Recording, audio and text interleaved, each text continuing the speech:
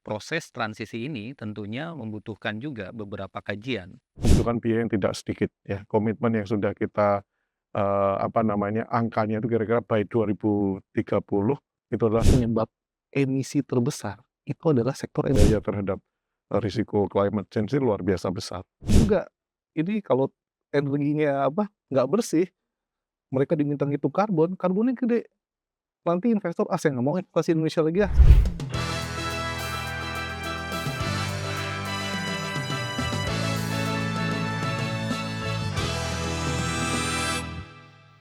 Hai Sobat SCI, kembali lagi di Space, Sukovindo Podcast and Creative Network bersama saya, Denti.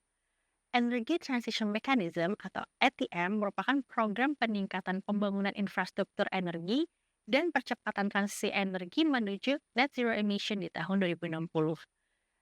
Dengan ETM, kita juga bisa memperkuat daya saing investasi di sektor energi berkelanjutan.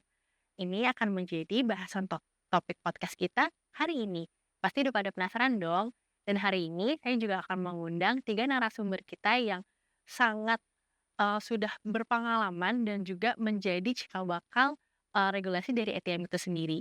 Hadir bersama kita Bapak Adi Budiarso yang merupakan Kepala Pusat Kebijakan Sektor Keuangan Badan Keuangan Fiskal Kementerian Keuangan, dan juga hadir bersama kita Bapak Ignatius Deni Wicaksono yang merupakan Kepala Divisi Pengembangan Bisnis 2 Bursa Efek Indonesia, dan juga ada Bapak Dikman Purnama yang menjadi Kepala PMU untuk Climate Solution and Sustainable Energy. Selamat datang Bapak-Bapak semua, terima kasih sudah hadir di podcast kita hari ini. Jadi Bapak-Bapak, kayaknya teman-teman ini udah pada familiar dengan ETM, tapi belum tahu sebenarnya ETM atau Energy Transition Mechanism itu apa. Mungkin dari Pak Adi Budiarso bisa menjelaskan Pak sedikit tentang ETM? Terima kasih Danti, pertanyaannya luar biasa ya, ini sangat, eee, up to date ya dengan isu yang berkembang saat ini, khususnya dengan komitmen pemerintah.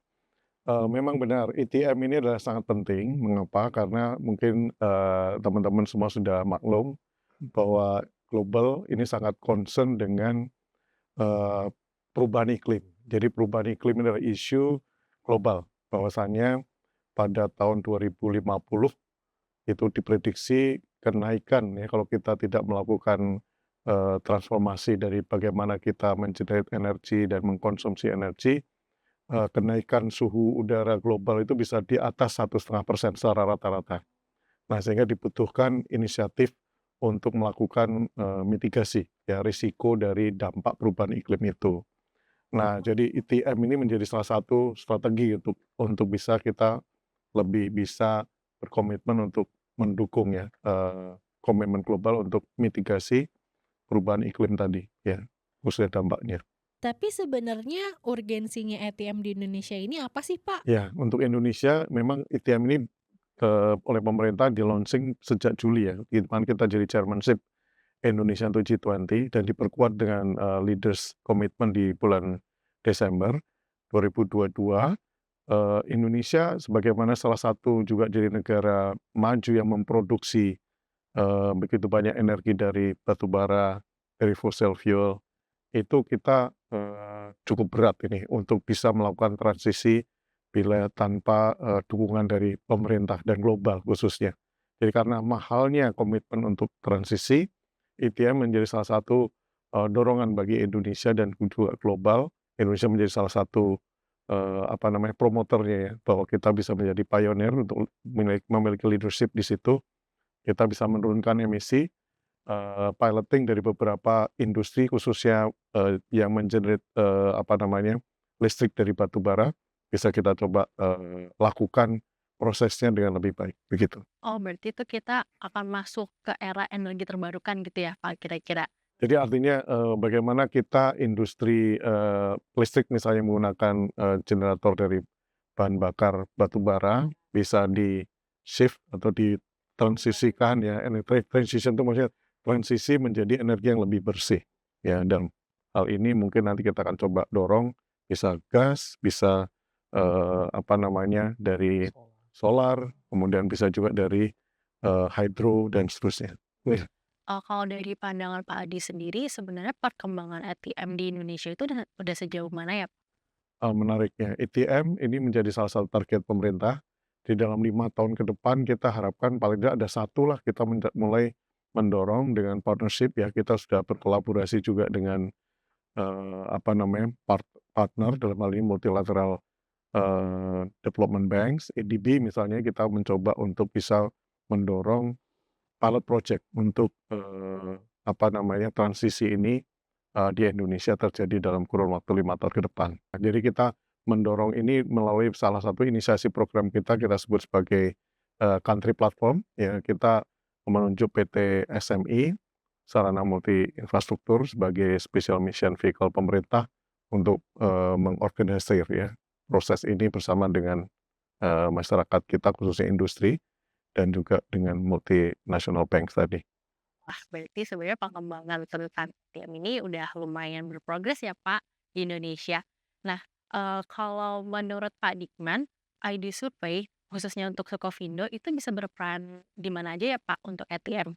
Baik, jadi, dalam hal ini ID Survey sebagai lembaga testing and inspection certification company tentunya juga akan mendukung kebijakan pemerintah. Dalam hal ini adalah untuk kegiatan energy transition mechanism. Nah, ada beberapa hal yang menjadi, highlight di dalam kegiatan energy transition ini adalah tentunya ada beberapa, eee, pembangkit ataupun energi yang memang tadi yang Pak Adi sampaikan bahwa energi base, fuel fossil fuel. Fosil. Nah, tentunya ini juga akan ditransform menuju energi, renewable energy. Nah, proses transisi ini tentunya membutuhkan juga beberapa kajian, mulai dari decommissioning, bagaimana, kita melakukan valuasi terhadap, eee, objek, pembangkit-pembangkit tadi misalnya, lalu bagaimana kita juga melakukan, kajian pasca operasi yang biasanya sudah kita lakukan, khususnya di sertifikasi dan eco framework. Bagaimana kita bisa membuat, kajian bahwa jika itu adalah aset negara, tentunya harus dikembalikan ke aset negara dalam bentuk clean and clear. Dalam hal ini adalah bagaimana kita memastikan bahwa, pengelolaan B3 dampak dari, kegiatan operasi ini juga sudah dilakukan dengan baik dan benar. Lalu kita juga bisa juga membantu terkait dengan bagaimana feasibility studies ataupun kajian-kajian lingkungan, seperti analisa dampak lingkungan, kalau misalnya nanti akan menuju ke, transisi ke energi yang baru tadi. Tentunya program-program untuk pembuatan misalnya kita bicara PLTS, mungkin kita juga bisa melakukan, mulai dari perizinan lingkungannya, lalu peraturan teknisnya, bahkan kita bisa melakukan supervisi terhadap, kegiatan dari perencanaan pembangunan PLTS misalnya. Belum lagi kalau kita bicara lokal konten atau TKDN, kita juga bisa mampu melakukan, baik itu untuk Sukovindo atau Survei Indonesia atau di ID Survey secara umum. Nah, tentunya kita akan siap men-support dan tentunya akan membangun bersama dengan, apa namanya, pemerintah untuk melakukan proses transisi ini. Wah, dari penjelasannya Pak Dikman, ternyata ID Survey sudah menyediakan jasa end-to-end untuk mendukung, kebijakan ATM ini ya, Pak. Kemudian, kembali lagi nih ke Pak Adi, sebenarnya kenapa sih Pak, Indonesia itu perlu ada ATM? Pertama begini, tadi saya sampaikan bahwa salah satu tujuan utama dari ITM kan mempercepat transisi ya. Jadi kita mendorong, pembangkit listrik tenaga uap atau batu bara bisa mulai dipensiunkan dan kemudian kita bisa mendukung transisi atau bauran energi yang lebih, apa namanya, lebih green ya, lebih green. Nah yang kedua ya kita ingin mendorong, komitmen bersama ya pemerintah dan khususnya industri dan swasta terhadap nationally determined contribution kita. Jadi NDC itu sudah di-enhance ya oleh pemerintah by 2030 kita ingin ada salah satu yang paling besar itu adalah energi transisi atau khususnya di sektor kelistrikan. Nah kelistrikan ini harus karena jumlahnya sangat besar komitmen kita enhance sampai 31,89%. Itu artinya untuk khusus di, apa namanya, industri pembangkit ini dan salah satunya adalah kelistrikan, itu sangat besar komitmen kita dan itu membutuhkan biaya yang tidak sedikit ya. Komitmen yang sudah kita, apa namanya, angkanya itu kira-kira by 2030 itu adalah sekitar 3.500 triliun dari total 4 ribuan triliun komitmen kita untuk NDC. Nah, oleh karena itu pemerintah juga ingin mendorong dengan ITM ini kita menjadi pilot project Kemudian kita juga ingin mendorong ada investasi, tidak hanya dari pemerintah tapi juga dari multinational bank, ya dari private, dan makanya kita juga ingin dorong bursa karbon kita juga mulai nanti akan bisa mendukung ya, salah satunya transaksi dan juga pembiayaan ya, investasi untuk pembiayaan yang rendah karbon, gitu. Wah, berarti gitu ya, Pak. Nah, kalau dengan Pak Denny, dari IDX sendiri melihat ATM itu seperti apa ya, Pak? Dan bagaimana IDX juga berkontribusi dalam kebijakan ATM ini, Pak? Iya, kalau kami dari IDX ini melihat bahwa ATM ini sangat penting. Yang pertama, kenapa? Sudah dijelaskan dengan baik oleh Pak Adi bahwa melihat Paris Agreement seluruh dunia nih yang pertama udah komit. Untuk apa? Untuk net zero di tahun sekitar 2050. Indonesia sendiri sudah komit di tahun 2060. Nah, kalau kita detailkan kembali di net zero ini, apa penyebab emisi terbesar? Itu adalah sektor energi. Nggak cuma di Indonesia, tapi juga di dunia. Nah, kalau kita lihat emisi di Kementerian LH sendiri, sektor energi ini menyumbang lebih dari 50% dari total emisi Indonesia. Nah, kenapa kita perlu energi transition mechanism? Supaya tentunya gimana kita bisa mengurangi tadi emisi kita dari yang tinggi menjadi rendah. Khususnya di sektor energi. Terlebih kalau melihat portfolio Indonesia ini kan kita bisa dibilang batu bara ini top 10, top 5 bahkan untuk produksi batu bara. Nah, ini perlu ada just transition yang baik sehingga kita nggak kehilangan momentum bahwa kita memiliki ini, tapi juga kita jangan sampai tertinggal dari sisi transisi energi dan net zero. Kenapa? Karena sekarang itu agak ngeri. Semua negara, semua investor, bank, financial institution itu melihat bagaimana upaya negara dan juga upaya private dalam melakukan dekarbonisasi. Misalkan kita diem-diem aja gitu ya. Nanti mungkin negara lain melihat kita, wah nih sovereignty-nya tinggi nih gitu. Terus dari sisi emiten juga, ini kalau energinya nggak bersih, mereka diminta ngitung karbon, karbonnya gede. Nanti investor, saya nggak mau investasi Indonesia lagi saya mau yang keluar aja. Kenapa? Karena karbon emisinya gede. Nah, karena itu kita harus benar-benar fokus ke ini, karena bisa membangun tadi strategik maupun competitive advantage sih sebenarnya buat Indonesia depannya. Oke. Nah, kalau gitu berarti sasaran dari ATM ini siapa aja sih, Pak? Kalau di DID sendiri melihatnya sasarannya siapa, Pak? Kalau dari kami tentunya ATM ini kan lebih ke arah energi ya, tentunya yang paling pertama dari sisi penyedia energi. Tapi ini kan satu bagiannya, tapi kalau kita dorong tentunya kita bisa melihat lebih besar lagi ekosistem. Bagaimana ekosistem kita secara bersama-sama bisa sama-sama mendorong ke arah sana. Misalkan apa? Misalkan di pasar modal. Udah banyak investor tuh yang sekarang melakukan yang namanya engagement. Jadi kalau dia ngelihat, perusahaan ini kok terhadap emisi diem-diem aja, nggak ada upaya apapun.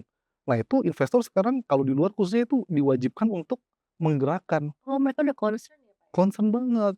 Ini kok diem-diem aja? Kalau memang diem-diem terus gini, saya nggak mau investasi ke situ lagi. Nah, ini membantu mendorong ekosistem tadi. Kita sama-sama bahu-membahu untuk mendorong tadi perubahan TM. Salah satunya tentu yang tadi disampaikan, salah satunya dengan adanya carbon market. Ini kan sebenarnya bisa dibilang saling bahu-membahu lah untuk mendorong tadi transisi energi di mana butuh kapital yang besar tapi bisa dijalankan secara bersama. Pendanaan itu emang dapat dari mana ya, Pak? Pendanaan yang selama ini pemerintah sudah mengalokasikan dalam anggaran kita. Jadi pemerintah itu punya program yang namanya budget tagging.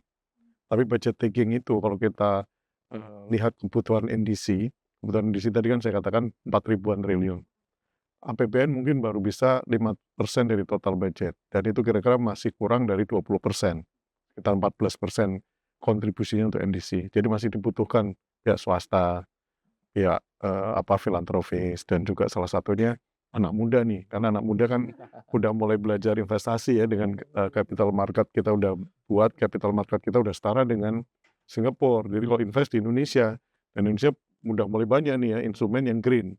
Pemerintah juga menerbitkan Green Sukuk atau jadi kita punya instrumen yang namanya Green Sukuk ya, Sukuk atau Green Instrument dari pemerintah.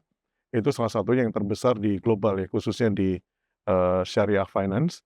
Indonesia menjadi salah satu target investasi yang khususnya yang green ya, yang sesuai juga dengan prinsip syariah. Dan ini, kita harapkan paling tidak kita bisa membangun kapasitas ya dari dalam, pertama dari inisiatif seperti ITM ini, kemudian juga dari nanti partisipasi multi pihak ya, sehingga kita bisa bersama-sama lah, Indonesia menjadi salah satu leader dalam proses transisi ini. Kenapa begitu? Salah satunya juga Indonesia terekspos pada risiko kan. Kalau kita nggak ini, belanja kita untuk biaya terhadap, risiko climate change ini luar biasa besar. Wah, ternyata pemerintah Indonesia tuh udah banyak ngasih fasilitas dan juga kemudahan ya untuk melancarkan energi transition ini. Salah satunya juga tadi yang udah dijelaskan dengan Pak Adi, berbagai kebijakan, kemudian juga ada kemudahan dalam melakukan investasi bagi investor asing untuk berinvestasi di Indonesia dan juga kita makin memperlihatkan ya Pak bahwa Indonesia memang benar-benar mendukung energi transisi untuk mencapai NZE tahun 2060. Nah, OJK juga menerbitkan Peraturan Nomor 14 Tahun 2023 tentang perdagangan karbon melalui bursa karbon. Jadi, apa sih sebenarnya relasi antara transition credit dalam ETM? Lalu gimana ya perbedaan antara transition credit dan juga carbon credit? Mungkin masih pada bingung nih kayaknya. Nah, langkah apa yang bisa kita lakukan untuk mempercepat itu dan juga produk keuangan apa aja yang tersedia di pasar modal yang menjadi alat bantu ATM? Akan lanjut ke episode selanjutnya.